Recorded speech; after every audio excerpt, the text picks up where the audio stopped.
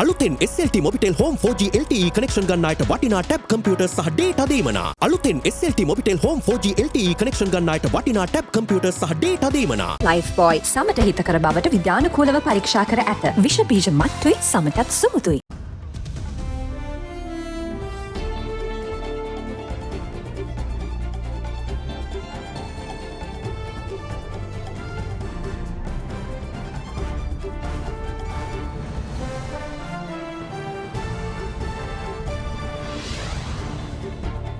Tonight, the good and the bad. Market experts offered their views on the long-awaited rupee devaluation. The value of the currency, the floating of the currency is just one aspect. The big looming other aspect is debt sustainability. There could be a one-off increase in prices and could affect somewhat for inflation with Treading the right path. National security expert says multilateral engagement crucial to avoid social upheaval. There can be huge social upheavals and we have to prevent that intelligently, working together with the international institutions. No way, Jose. The industry hits back at a minimum wage in the proposed tourism bill. Back in action. The Ratmalan airport begins welcoming international and regional flights once again. After 54 years, Colombo International Airport will be commencing international flight operation. All that and much more coming up on First at 9. This Thursday, the 10th of March, 2022. Introducing New Hellmann's, the world's #1 mayonnaise brand, now in Sri Lanka. From AdaDerana, this is AdaDerana First at 9. Live from Studio 24 in Colombo.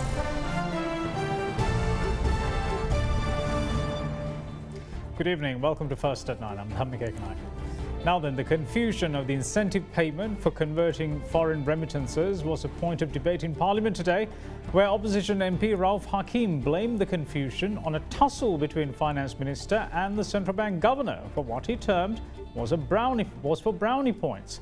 But before things progressed to that stage, Chief Opposition Whip Lakshman Kiriyala was adamant that the Speaker ordered, the Finance Minister to make an appearance in Parliament and give an update on the country's state of finances. අපේ රටේ ව්‍යවස්ථාව අනුව මුදල් බලය තියෙන පාර්ලිමේන්තුවට. දැන් අපේ මුදල් ඇමතිතුමා අන්තිමට මේ පාර්ලිමේන්තුවේ කතාවක් කරුවේ දෙසැම්බර් 10. මේ රටේ ව්‍යසනයක් ඇති වෙලා තියෙන හැම ශේෂ්ඨෙම. මෙතුමා අපේ රටේ මුල්‍ය තත්ත්වය ගැන මාස 3කට එතුමා ප්‍රකාශයක් කළා නැහැ. ඊටමත් අවසනාවන්ත තත්ත්වයක්. එතුමා ආණ්ඩු පක්ෂයේ රැස්වීම කැදවල එතුමා කරුණු කිව්වා.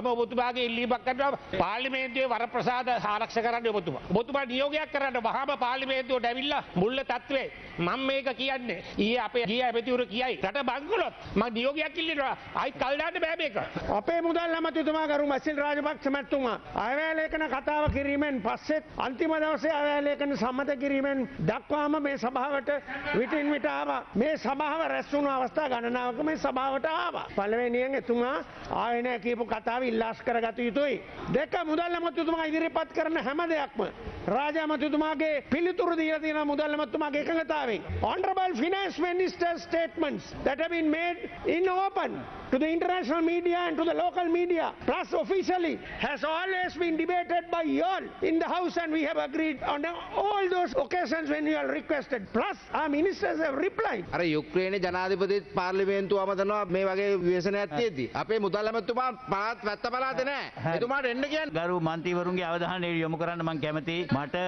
කතානායකවරයා වශයෙන් මන්ත්‍රීවරුන්ට සභාවට පැමිණෙන්න කියලා නියෝග කරන්න බෑ මාස 3ක් ආවේ නැත්නම් විනය තීරණ ගන්න පුළුවන් තාවර නියෝගය යටතේ ඇමතිවරුන්ට ප්‍රකාශ කරන්න කියලා බල කරන්නත් මෙතන මූලාසනයට අයිතියක් නැහැ.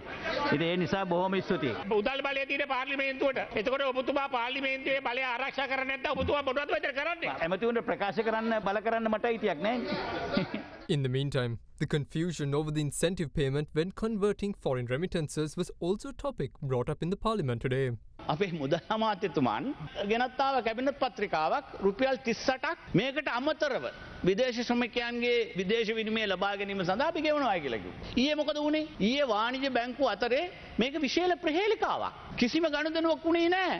මොකද මහා බැංකුව අධිපතිතුමා කියනවා we are creating a cap for the dollar against the rupee at 230. Then later he says no now we have allowed it to float. අද උදේ වෙනකොට වෙළඳ පොළ පාවන්ට ඇරියයි කියලා කීමනෙන් පස්සේ විශේෂම ඔබතුමාගේ කතාවෙන් පස්සේ ඔන්න තව වරක් උඩට ගිය ප්‍රමාණය පොඩ්ඩක් පල්ලට බැස්ස එච්චරයි 270 වෙනකන් ගේක ඇත්තයි අද උද 290 වෙනකන් ඉල්ලුම තිබුණා. There were offers for 270. You're correct. It was not trading at 270. That is the point which I made. And also what you say is right. Yes, when that notice was out, yes, there was a bit of a confusion whether there was a cap or not. But there was no cap, but it was cleared and I think it's trading now. No, the fact is by this contradictory statements, one from the governor, one from the Minister of Finance, the entire financial market was in confusion. Now, by allowing the rupee to float against the dollar, then you have at least, over a period of time, there will be some kind of stability that you will achieve in the dollar rates as far as the country is concerned. But then, this morning you said you have decided to give 20 rupees more to the expat earnings. But then, Honorable Rohita Begunadana says 38 rupees is what we are going to give over and on top of dollar rates. This is the confusion. No, this is because there is no discussion between the governor of the central bank and the finance minister. These two entities are fighting with each other to score brownie points over the economy of this country. We are now looking down through the barrel. There is no other escape but to seek, at least resort to the lender of last resort. That is the International Monetary Fund. Now then, the Monetary Board's decision to allow the rupee to free float has been welcomed by many in the country's industrial sector, and after months of continued calls for the rupee to follow a market-based valuation, their wishes have finally become a reality. However, is this enough? According to market experts, this alone may not be enough to bring about confidence in the country's overall economic environment. However, remittance inflows and exporter conversions may go some way in helping out. The sudden announcement by the Monetary Board of the Central Bank of Sri Lanka that it has finally allowed the rupee to float has driven the currency to devalue up to the 250 to 260 rupee levels today. This was a move that has long been demanded by the country's chambers of industry, citing an increasingly untenable business environment. With the government having finally acceded to the requests, the question now remains whether this would bring about many changes for the better. We spoke to economist Anushka Vijay Singh on the subject, where he believes that although this is a welcome move, devaluation alone won't be enough, as solutions are still needed for more pressing issues. The sudden devaluation of the currency is certainly a good first step. Ideally shouldn't have come to this. We should have made the changes gradually, and it should have been a market-based adjustment over time. But what has been done is certainly welcome. I think letting the rupee find its real value will certainly take a bit of time, given all the intervention that's happened up to now and the distortions and noise that create. But on balance, it's a good thing that this decision was taken, as the situation was becoming untenable. So while this floating of the rupee will certainly encourage exporters to bring their money in, for perhaps remittances to come in as well, we can expect some inflows, but on a more sustainable basis. People need to have confidence in the overall macroeconomic environment, and the value of the currency, the floating of the currency, is just one aspect. The big looming other aspect is debt sustainability, and I think we need to recognize that all of those pieces need to fall into place. All of those need to be tackled. The fuel pricing formula, tackling the debt sustainability, articulating a credible and convincing framework for getting out of the overall macro crisis needs to come out. Otherwise, the confidence will not come in to support inflows, which in turn eventually will strengthen the rupee. Meanwhile, from the perspective of the stock market, this may be a welcome move, especially for dollar income export companies, and may see them as well as tourism operators converting their dollars through formal sources, while expat workers may switch back to banks as well.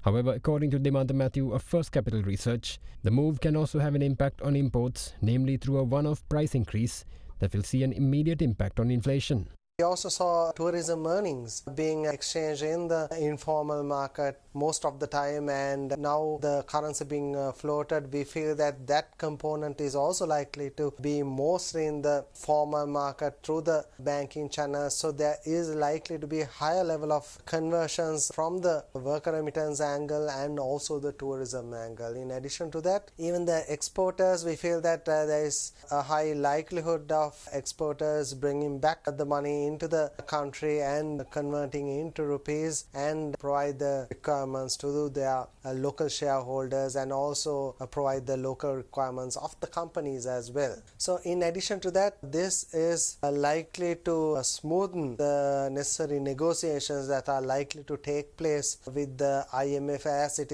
was likely to be a precondition in order to enter into a IMF agreement. However, if you take imports, this move is likely to make imports expensive. However, earlier holding on to the dollar, there was problems in importing and there was a lot of shortages in the market. So we feel that with this situation, the shortages in the market is likely to be eliminated. However, there could be a one-off increase in prices because of the sudden depreciation of the currency and could affect somewhat for inflation with coming into place from this month.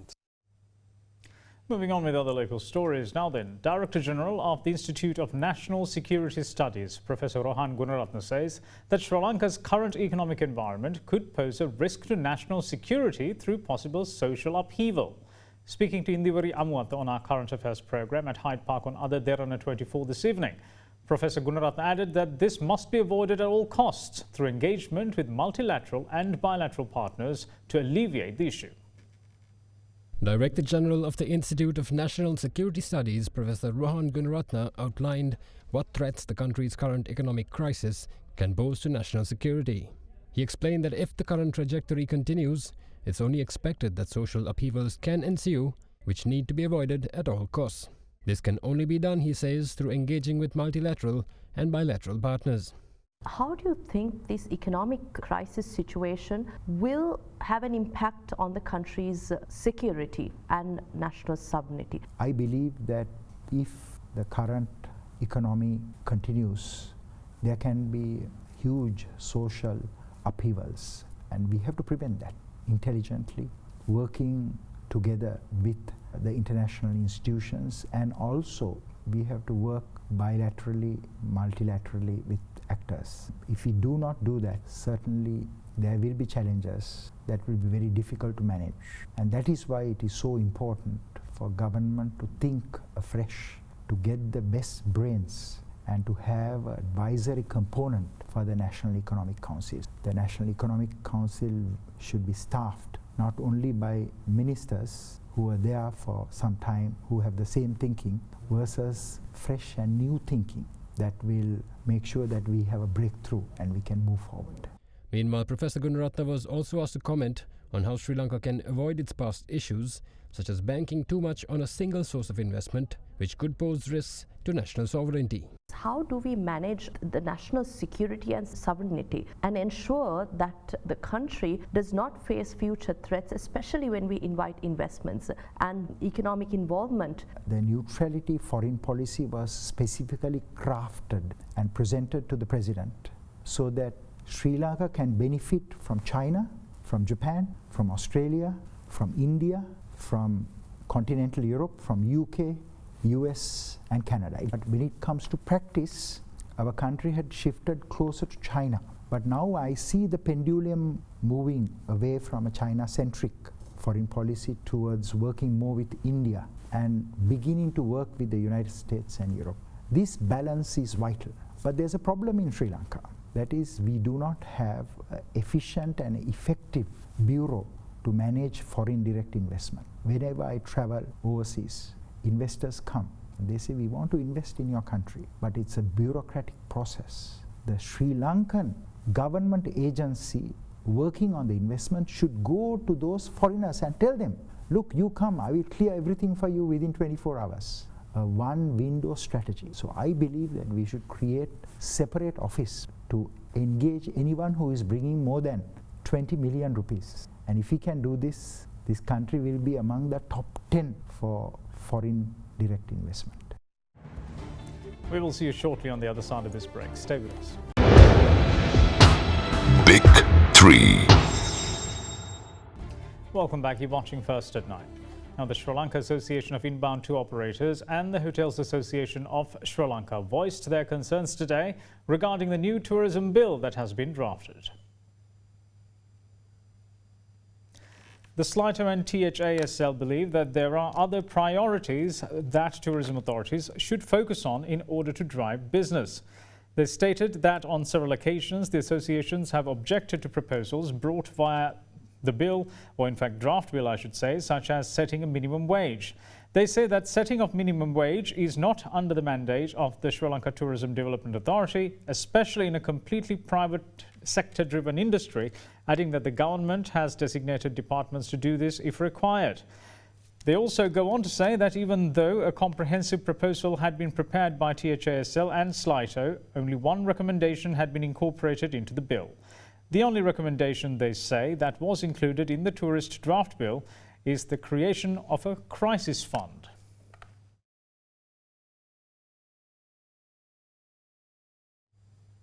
Authorities announced today that after 5 decades, regional international flights will commence at the Colombo International Airport in Ratmalana with flights from the Maldives.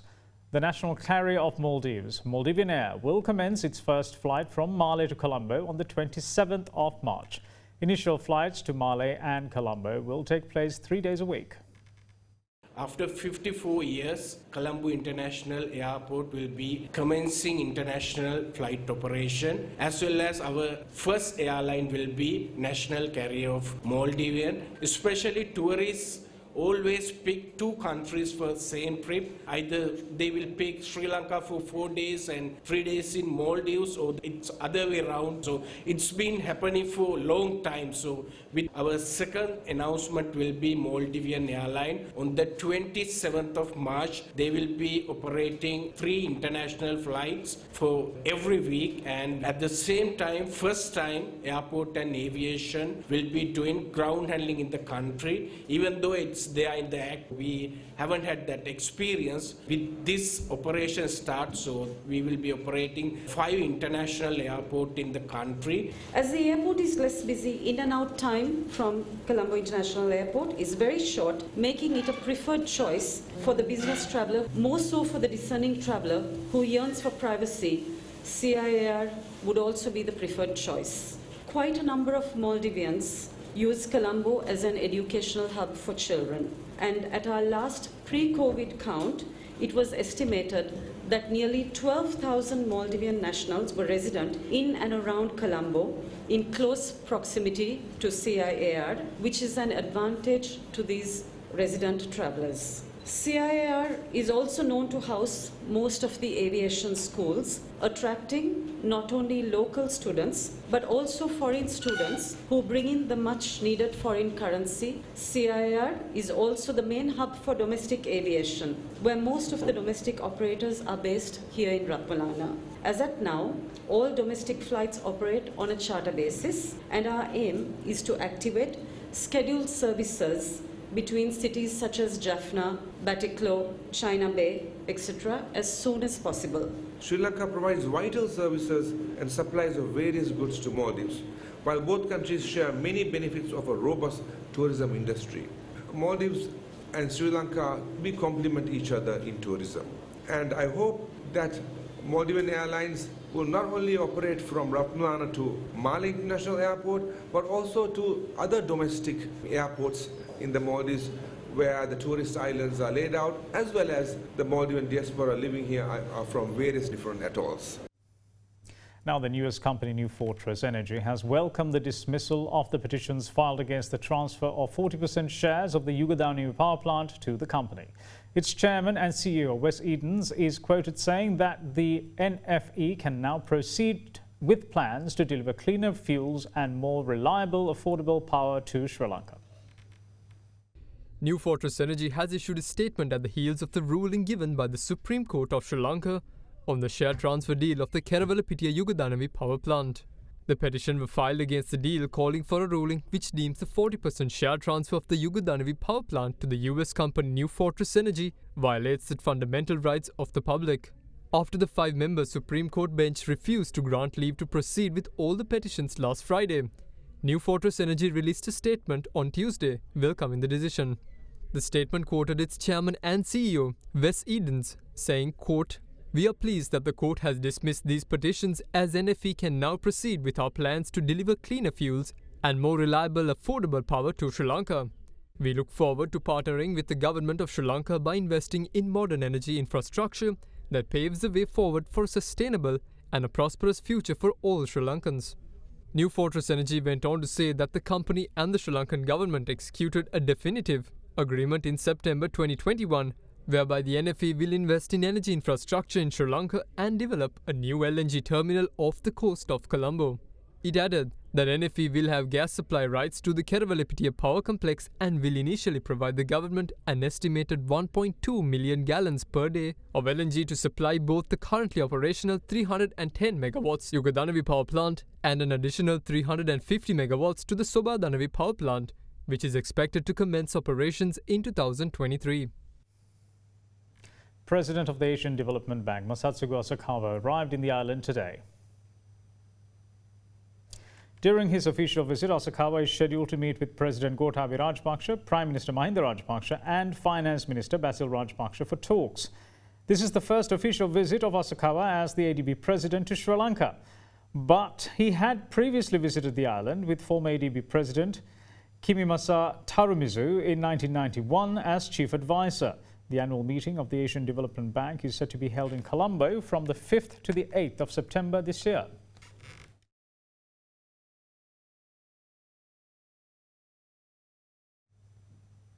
The State Ministry of Production, Supply and Regulation of Pharmaceuticals has granted permission to pharmaceutical importers for a reasonable price increase due to the increase in the exchange rates.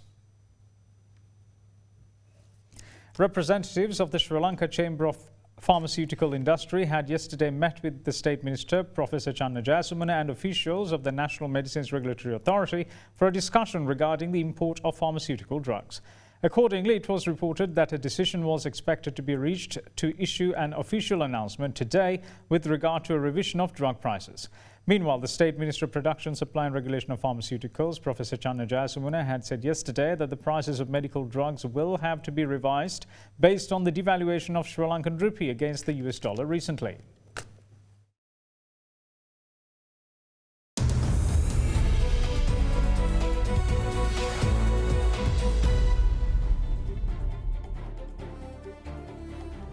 Welcome back to First at 9.